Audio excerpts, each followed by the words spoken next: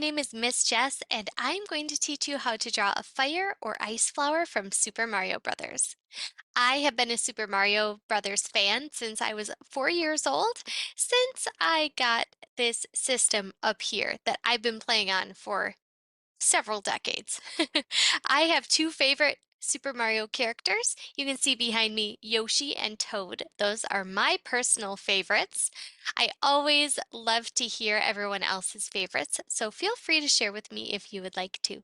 So today we're making a fire or ice flower. After I teach you how to draw a fire or ice flower, I would love to challenge you to create some new power-ups. Maybe something that has never been made before. Can you be creative and think of some other flowers, other power-ups that could be in a future Super Mario game? What about something like this? A donut flower. What do you think a donut flower power-up would do? Hmm. Maybe give Mario the ability to shoot out little sprinkles? Or maybe there would be a different ability that would come along with that. That is totally fun to think about, isn't it? All right, well, let's get started with our drawing today. I'm so excited. I am going to be using this Sharpie marker today. I want you to know that you can use any tools that you would like to use to draw your picture. You can use a pencil or crayons or markers or anything at all. I'm using a Sharpie so that you can see my lines really, really well. And if you're going to also use a Sharpie, then I would recommend that you put an extra piece of paper underneath because it might bleed through. So just be careful about that. I have a black tabletop, so I don't have to worry about it myself. All right, let's get started. First, we're going to draw the center ring of the fire or ice flower. This is going to be the smallest of the three rings, but it has to be big enough to contain the eyes. So we're going to draw an oval on the paper that's small enough to fit a lot more around it, but big enough that we're able to put the eyes of the fire flower inside of it. Now we're going to put two ovals inside of that oval. These are going to be the eyes of the fire or ice flower. It looks a little bit, though, like a pig's snout, doesn't it?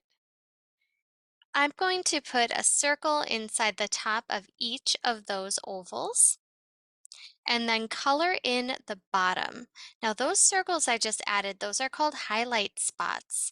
Those are the little glares that you can see in someone's eyes whenever there's a light source around. It might be a lamp, it might be a window, and it might be the sun.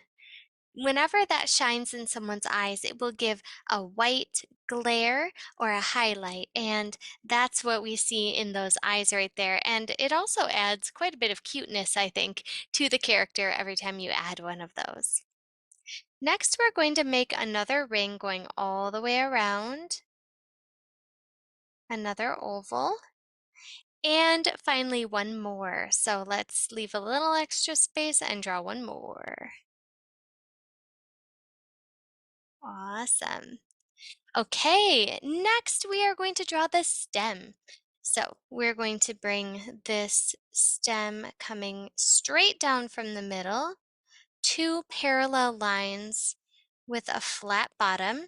Now, if you'd like to, you could actually make this stem bent or curved if you want to make it look like one of those little dancing flowers. Have you seen those? So you don't have to make it straight like I did, but it's up to you. You are the artist, so make your own artistic choices.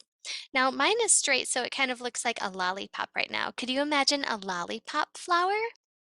Hmm. Now, I'm going to add a leaf next. To make a leaf, we're going to make a curved line that is bending up and out. It's almost like a crooked rainbow. Then there's going to be another curved line going the opposite way, like a smiley face that's crooked, and they come together to make a point on the end.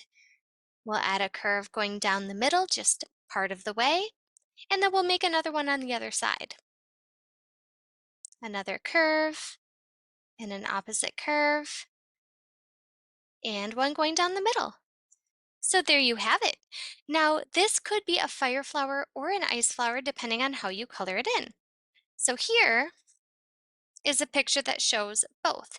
The fire flower will have either a red or orange outside ring with yellow on the next one in and then white on the very center.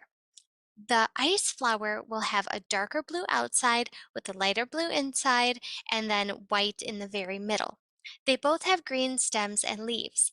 But of course, as I said before, you are the artist. So if you would like to make your flower different, then that's okay too. Maybe you want to make yours half and half, half fire, half ice flower. Or maybe you want to make yours something else. Here is an example of a poison flower that I made. I thought that purple and green are often used as poison colors, so that's the one that I made right there. And you can see in this little scene I created, I made them like they're in a little shop for sale. There's just one idea for completing your artwork. After you've drawn the character that I teach, you are welcome to add more details to your picture and to your story. Here are some other examples of how you might like to finish your artwork. You can make a garden. Look at all of these different power-ups. And here's that half and half one that I told you about. I think you can probably recognize a lot of different characters that I used as inspiration and some other animals and different things as well. Well, I hope that you had fun drawing with me today. I love drawing with you. I can't wait to see what yours turned out like, and I will see you again next time. Thanks for drawing with me.